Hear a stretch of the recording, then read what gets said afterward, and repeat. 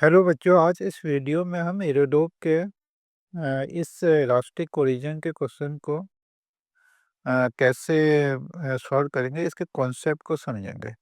तो इस क्वेश्चन में क्या बोलता है कि दो पार्टिकल है, एक पार्टिकल 1 एंड पार्टिकल 2 जो है वो रेस्ट में है। तो दोनों के बीच में इलास्टिक कोलिजन होता है और पहला कंडीशन दिया है कि जो इलास्टिक कोलिजन है हेड ऑन कोलिजन है और कोलिजन के बाद दोनों पार्टिकल अपोजिट डायरेक्शन में इक्वल वेलोसिटी से मूव करते हैं। चूँकि ये रोस्टिक ओरिजिन है, तो इसमें आपका कंजर्वेशन ऑफ एनर्जी लगेगा और दूसरा ये हेड ऑन कोलिजन है, तो ये एक सिंगल डायमेंशन कोलिजन है। ओके, तो इस क्वेश्चन को हम रैप फ्रेम में भी सॉल्व कर सकते हैं और सेंटर ऑफ मास फ्रेम में भी सॉल्व कर सकते हैं। हम आपको यहाँ सेंटर ऑफ मास फ्रेम में सॉल्व करके दिखाएंगे। आप इसको रैप फ्रेम में कोशिश कीजिएगा। हाँ, अगर आपको रैप फ्रेम में इसको सॉल्व करने में कुछ प्रॉब्लम होता है तो आप कमेंट बॉक्स में लिखिएगा, हम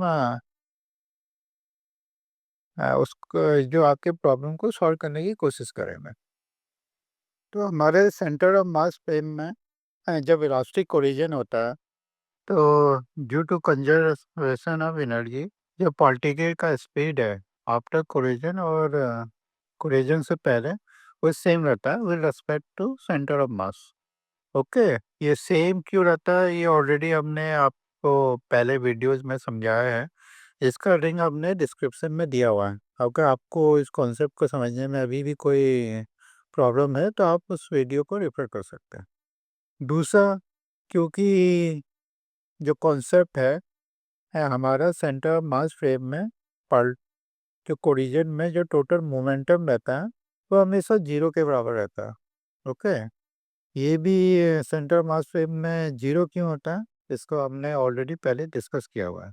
तो इस दो कॉन्सेप्ट को यूज करके हम इस क्वेश्चन को आराम से सॉल्व कर सकते हैं।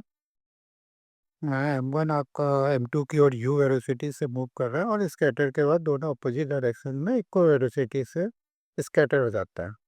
तो इसका जो सेंटर ऑफ मास के रेस्पेक्ट में हम M1 और M2 का स्पीड कोलिजन से पहले हमें दिखेगा कि ये दोनों एक दूसरे की ओर एक स्पीड से आ रहे हैं, आपस में कोलाइड होकर अपोजिट डायरेक्शन में स्कैटर हो जा रहे हैं। तो इस स्कैटरिंग प्रोसेस को हमने सेंटर मास फ्रेम में आपको दिखाया है। तो ये सिंपल जो मोमेंटम हमारा सिस्टम का जीरो होगा सेंटर ऑफ मास फ्रेम में। तो इस कॉन्सेप्ट को यूज करके हमने जो हमारा फर्स्ट पार्ट में M1 और M2 का जो रेशियो आ रहा है ये आपका 1/3 के बराबर आ रहा।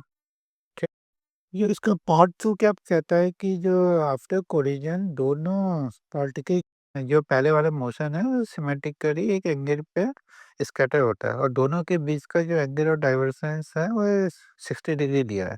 क्योंकि सिमेट्रिकली है तो पहले वाले जो मोशन के रेस्पेक्ट में M1 और M2 30 डिग्री पे हमारा स्कैटर होगा। इस क्वेश्चन को अगर हम सेंटर ऑफ मास फ्रेम से बनाएं तो हमारा जो स्कैटर के बाद जो पार्टिकल का वेलोसिटी होगा, सपोज हम उसको V1c और V2c मान रहे हैं, तो दोनों एक दूसरे के अपोजिट डायरेक्शन में होगा क्योंकि हमारा जो टोटल मोमेंटम है आफ्टर कोलिजन में भी जीरो रहेगा। तो ये सिंपल अगर हम वेक्टर ट्रायंगल बनाया जाए तो V1 जो होगा V1 equal to VC plus V1c के बराबर होगा और V2 equal to VC plus V2 to c के बराबर होगा।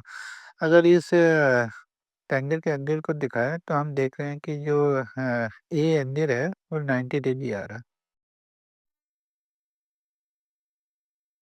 क्योंकि ये एक इलास्टिक कोलिजन है तो सेंटर ऑफ मास फ्रेम में हमारा जो total momentum of the system है वो जीरो रहेगा।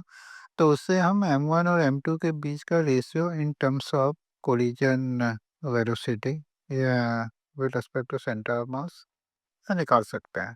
दूसरा, इसमें जो कंजर्वेशन ऑफ एनर्जी लगेगा तो हमारे जो कोलिजन के बाद का वेलोसिटी है और वो कोलिजन से पहले का वेलोसिटी के बराबर होगा इन सेंटर ऑफ मास पे। तो ये 2 हमारा जो रिलेशन आ गया और ये हमारा जो राइट एंगल ट्रायंगल है, एबीसी, इस ट्रायंगल के हेल्प से हम V1C को speed with respect to VC calculate कर सकते हैं। M1 एंड M2 का रेशियो हम कैलकुलेट कर सकते हैं।